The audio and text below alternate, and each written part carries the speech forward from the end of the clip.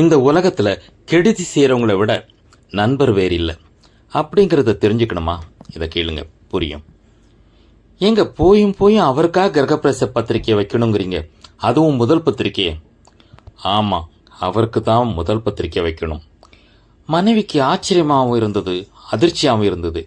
ஏங்க நம்ம முன்னாடி குடியிருந்த வீட்டு ஓனருக்கா அந்த பத்திரிக்கையை வைக்க சொல்றீங்க? அவர் நம்மளை எவ்வளவு கொடுமைப்படுத்தி இருக்கார். அவர் கொடுத்த தொல்லை கொஞ்சமா நெஞ்சமா?